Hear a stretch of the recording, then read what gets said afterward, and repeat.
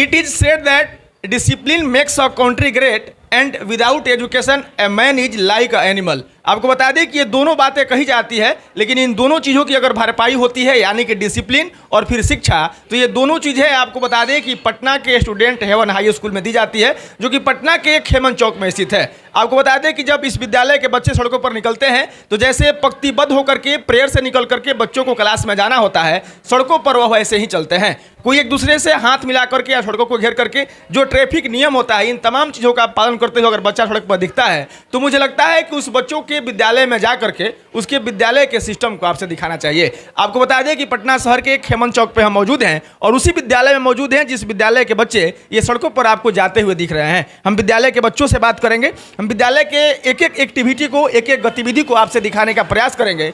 आपको बताएंगे कि आखिर इस विद्यालय के बच्चे जो इस विद्यालय में पढ़ रहे हैं क्या कुछ कर रहे हैं, किस तरह का एक्टिविटी है, किस तरह का शिक्षा दिया जा रहा है, किस तरह का शिक्षा दिया जा रहा है और ये बच्चे आखिर इस तरह से इतना सक्रिय कैसे हैं। बाकी यह देख सकते हैं ये क्लास है, सिट डाउन। चलिए हम इस विद्यालय के कुछ बच्चों से बात करते हैं। क्या नाम है बाबू? मोनू कुमार। कौन सा क्लास है? 7th क्लास है। या 8 से ये 8th क्लास है, मतलब स्टूडेंट हेवन हाई स्कूल का यह 8वां वर्ग है और ये तमाम बच्चे आप देख सकते हैं कि बैठ के पढ़ रहे हैं। क्या नाम बताए थे? मोनू कुमार। ठीक पढ़ाई होता है विद्यालय में? सबसे अधिक कौन सर मारते हैं?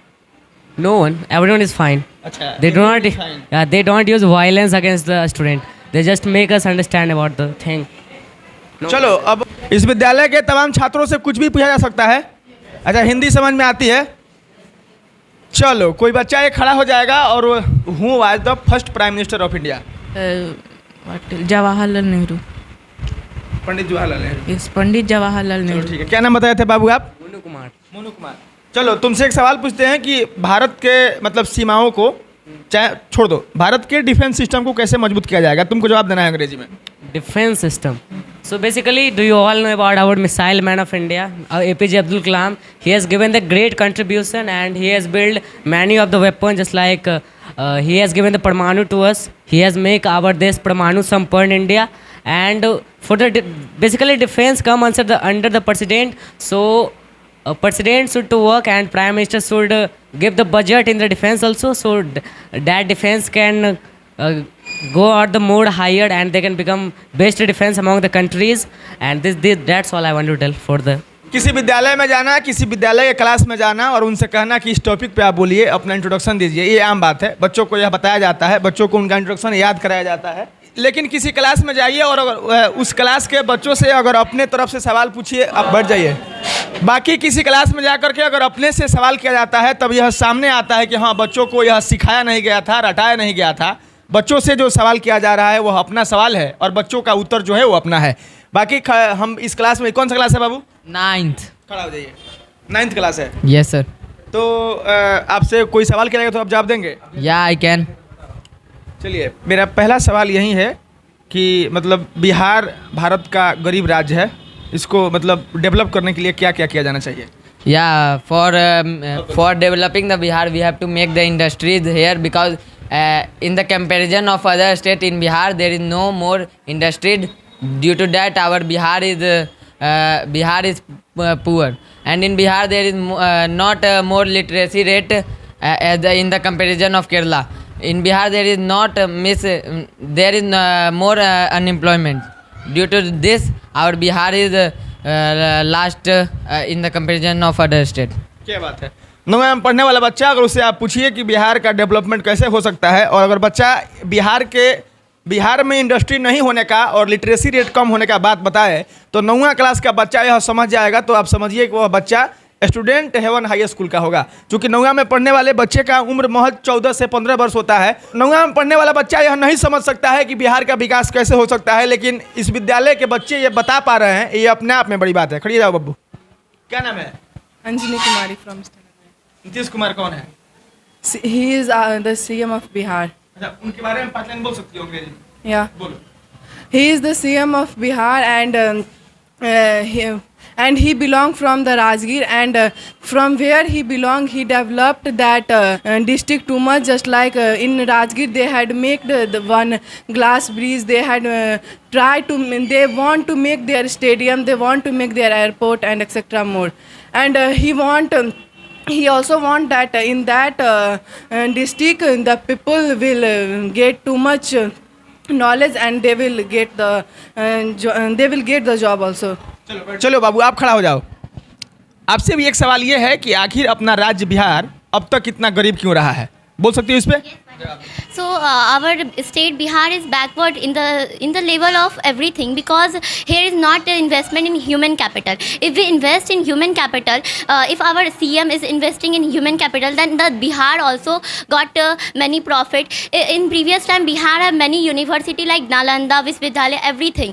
Through that, the Bihar is developing. But now everything has gone lost because they are not investing in human capital. If they start to invest in human capital, they start to set up industry in Bihar. Through that, it can develop more. And if the Bihar got more industry, every person who is unemployed got their jobs. And the education, if they give more investment in education in Bihar, then through that they can, the student who is the future of the Bihar, they can do good for the Bihar. They can become engineer, doctor, IS, everything. But there is a problem that they are not investing in human capital.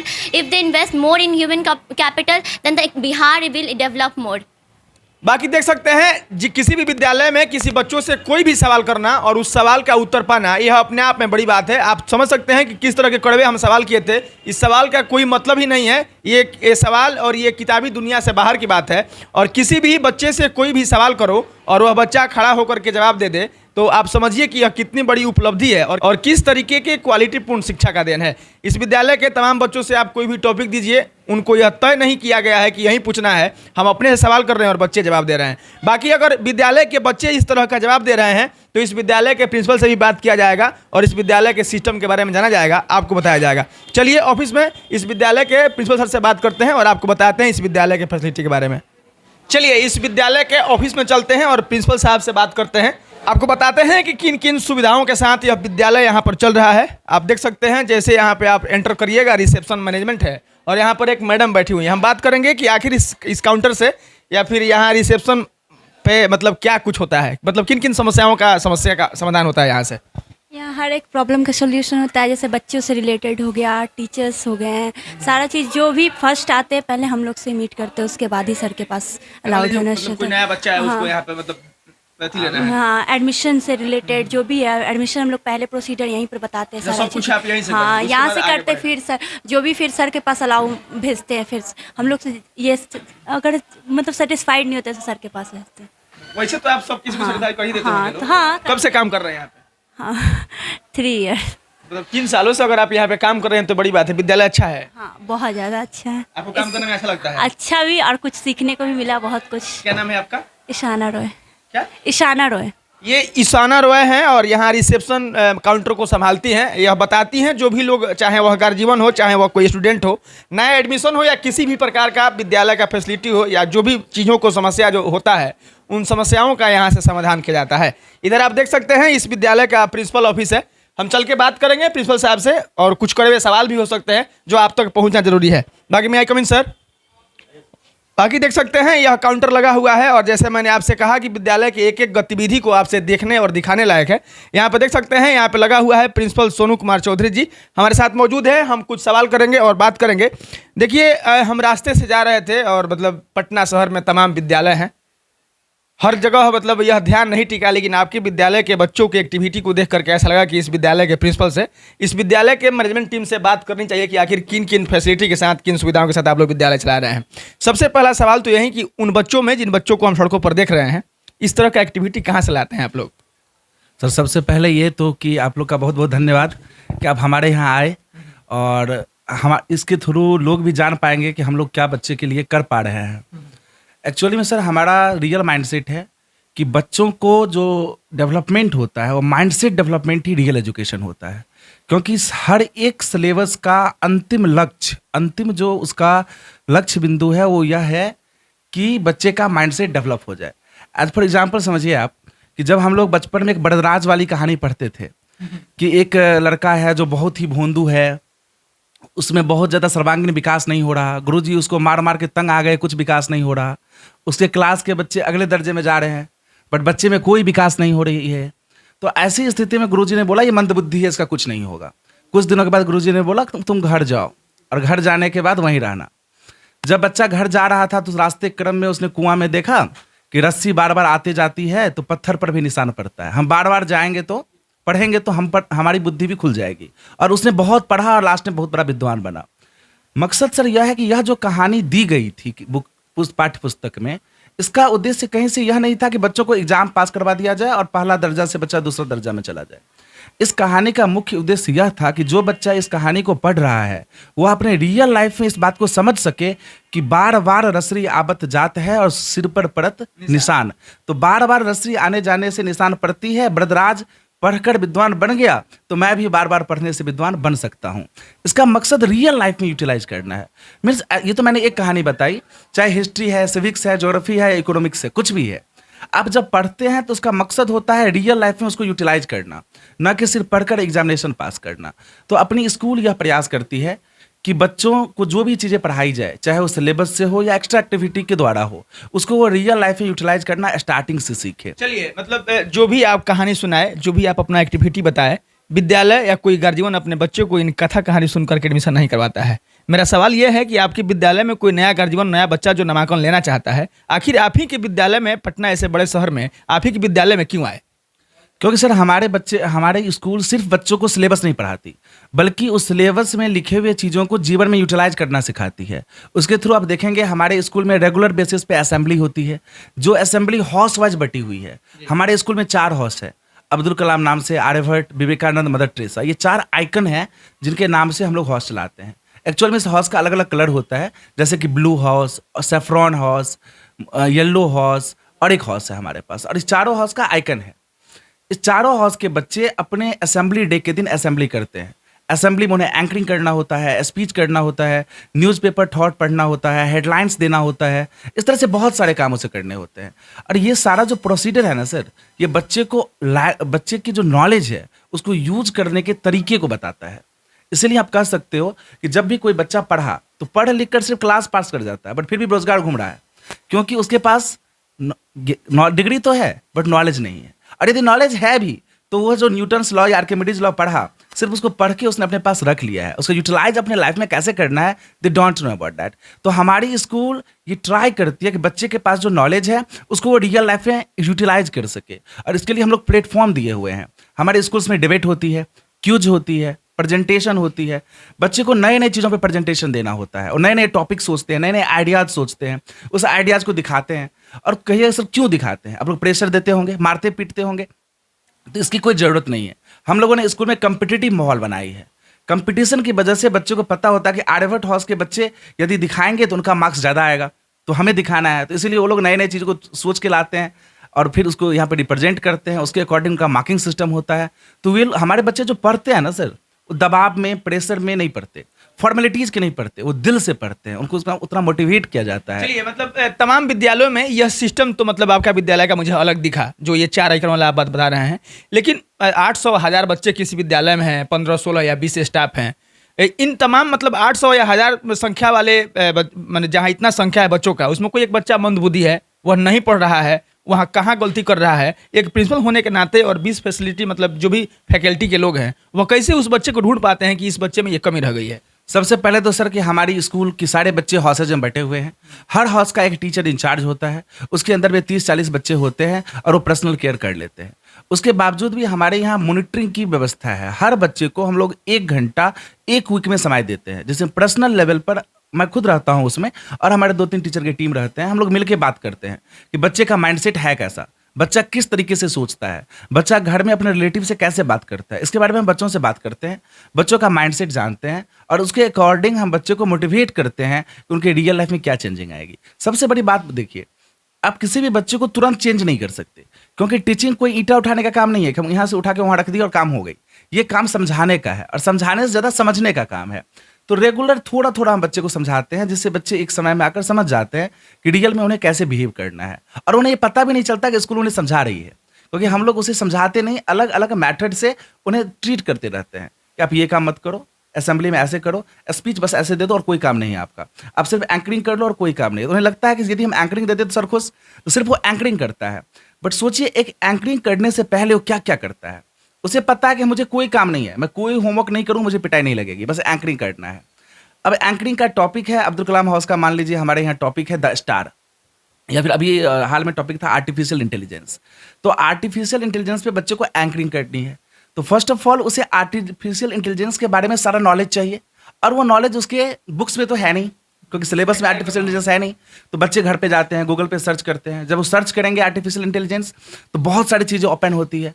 फिर उसमें से जो ज़रूरत की चीज़ें हैं उसको समझते हैं, उसको पढ़ते हैं, पढ़ने के बाद उसको लिखते हैं, और फिर लिखने के बाद जब वो आते हैं असेंबली में तो डायरेक्टली रटा हुआ नहीं बोलते वो, उन्हें पता होता है कि हमें कैसे यूटिलाइज करना है। किसी बच्चे को बुला रहे हैं एंकरिंग में कि I would like to invite that student for delivering the speech on that topic, फिर वो बच्चा आता है, वो बच्चा कुछ बोल के जाता है, फिर उसके बारे में वो एक्सप्लेन करता है।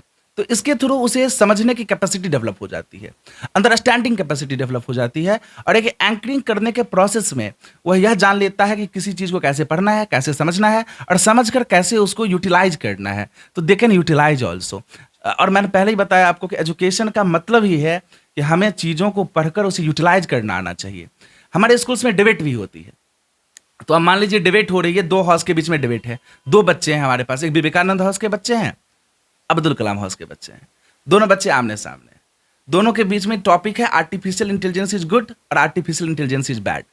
अब ये बच्चा जब बोल रहा है गुड, तो अपना व्यू देने के बाद फिर इसका व्यू सुना, तो सबसे बड़ी बात ये डिबेट इंग्लिश में होती है, तब इस बच्चे का व्यू इंग्लिश में सुना जाएगा। तो ये बच्चा जब सुनेगा तो उसकी बातों को सुनकर समझेगा, फिर समझकर ब्रेन में प्रोसेसिंग करेगा, फिर वो अपना रिप्लाई देगा, फिर ये बच्चा उसका रिप्लाई सुन के प्रोसेसिंग करेगा, फिर अपना रिप्लाई देगा। तो इससे बच्चे को इंग्लिश अंडरस्टैंड करके अपने अकॉर्डिंग इंग्लिश में रिप्लाई देने की कैपेसिटी डेवलप होती है।